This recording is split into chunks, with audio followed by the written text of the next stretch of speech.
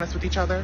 How are y'all finding men that are paying for I have the answer. You're not gonna like it. First question is, are you giving up the pussy or the butt to some men that aren't paying for? There's your problem right there. And that's what a lot of y'all are doing. It's the most valuable thing in the world. And a lot of y'all are giving it away for free. So basically, you're telling women that if they want money from men, they should make men pay for access to their box. What is it you do for a living again? So last October, I randomly get a DM from this chick. And she's like, hey, would you like $70,000 to go to Saudi Arabia? Or it was Dubai. Because poop is funny. She's like, yeah, we'll give you like $70,000 cash to come to Dubai and just like be an atmosphere model. And I was like, well, I wasn't born yesterday. Every day, more lies. I'm going to go ahead and say no thank you to that. But I thought it was funny, so I sent the conversation to my friend who's a promoter, thinking that he might know a little bit more about it. And he was like, no, that's real. Don't do it, because it's obviously, they can get sketchy, but that's a real thing. And I said, oh, okay. And he said, well, why don't I like hook you up with people here? He's like, I know princes and stuff in LA. Why don't I set you on dates with some people?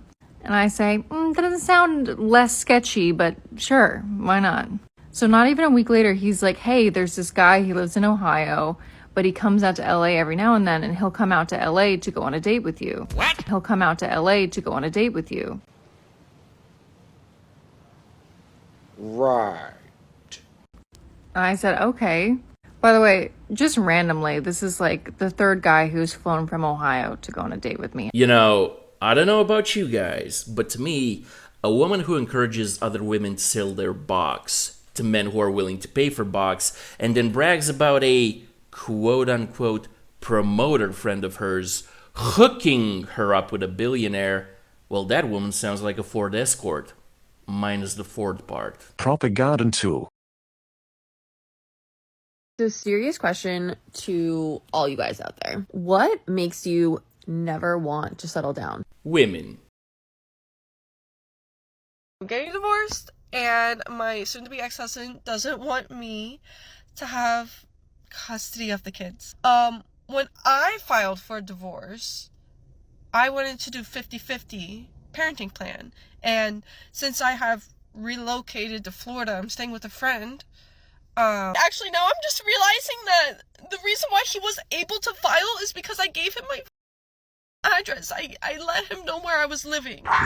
Confirmed a suspicion that I had with my husband, soon-to-be ex-husband. We're in the middle of getting divorced right now.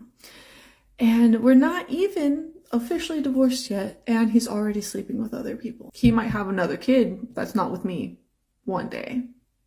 We have 2 kids already, and that makes me want to vomit.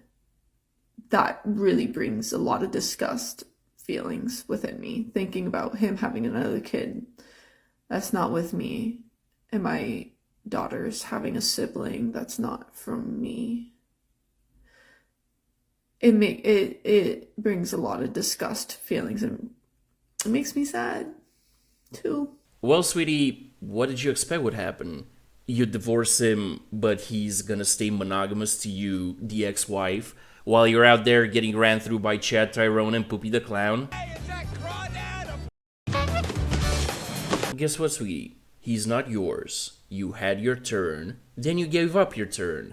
Now it's her turn. But look, you can take comfort in the fact that you're not alone. See, thousands upon thousands of men had their children raised by other men against their will. What you're experiencing is gender equality, and like most forms of gender equality, it's self-inflicted. Congratulations, you played yourself. Not too long ago, I did a little exercise of like what your subconscious truly wants out of life, whatever. And it's like the first thing you see is what you really want out of life. And I just saw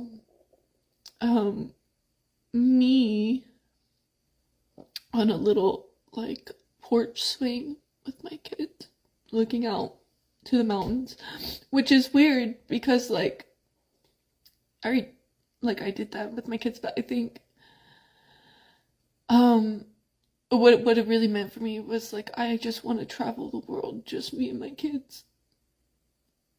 and just live life and just experience new things and experience them together. Interesting. You're describing the lifestyle of those Instagram chicks that are obviously unemployed, but are always on vacation and posting cringe on TikTok about how a promoter friend of hers hooked her up with a billionaire. Propaganda tool. Newsflash, sweetie. That's not exactly a child-friendly environment. And that's what I want out of life.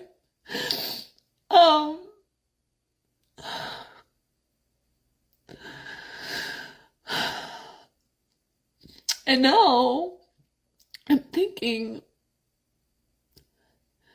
is there a way to enjoy life without my kids? Because, you know, it feels like a pretty big possibility that that might be my reality.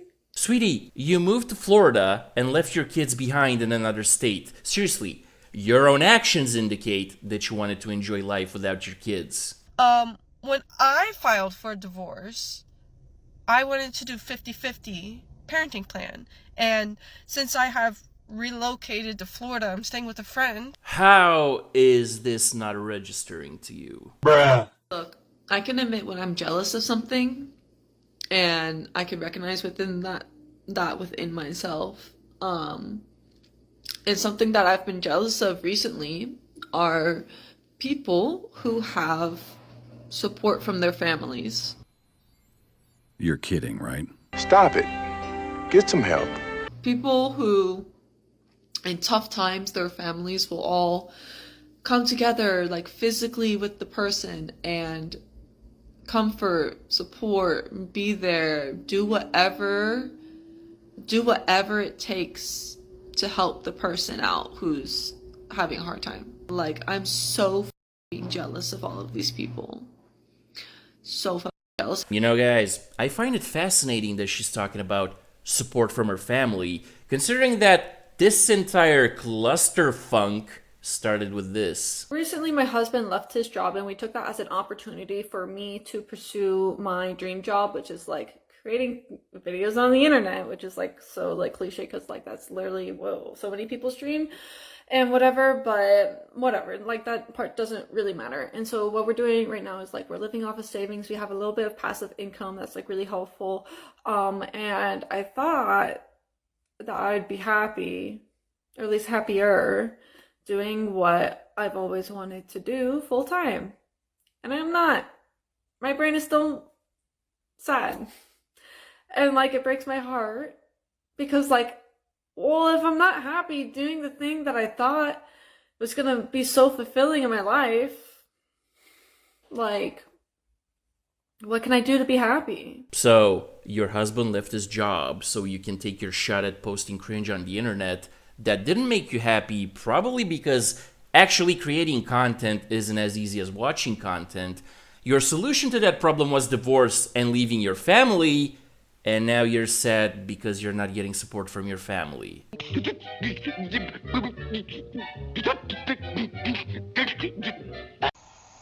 You're a damaged goods lady. I know this is just a story that I tell myself, and it keeps happening. But it always seems like everyone else gets success, and I don't.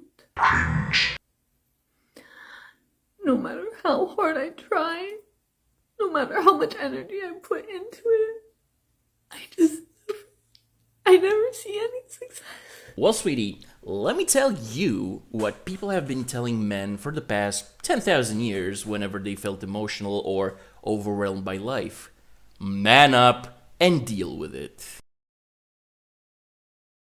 Whenever I hear women being called gold diggers, my reaction is, oh, I'm so sorry she doesn't want to be homeless. You know, now that you mention it, yeah, a lot of women are homeless. They almost always move into the man's house, and the only way that a lot of women will ever end up owning a house is by taking it from her husband in the divorce.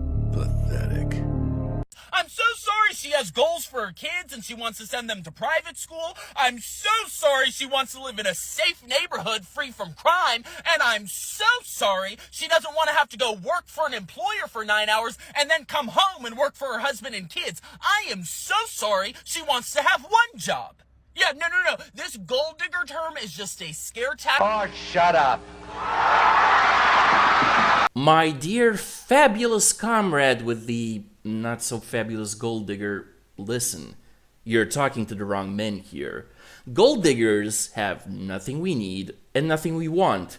You definitely have nothing we need and nothing we want. So we care about the wants and needs of gold diggers about as much as we care about Greta Thunberg's stance on diesel engines. How dare! So you and the gold diggers can take your wants and needs, turn them sideways, and go talk to Biden about it. What? No, seriously, most women are married to the government anyway, so in exchange for your vote this year, you can ask Biden to print more millionaires for you to finesse. Oh, wait, you serious? Let me laugh even harder. Pay your fair share. Pay your fair share. Pay your fair share. As far as the rest of us are concerned, we wish you and your 50 cats a happy new year sprinkled with cat litter and all the Roe v. Wade you can eat. And please, don't talk to us again. And that's the bottom line, 'cause Stone Cold said so.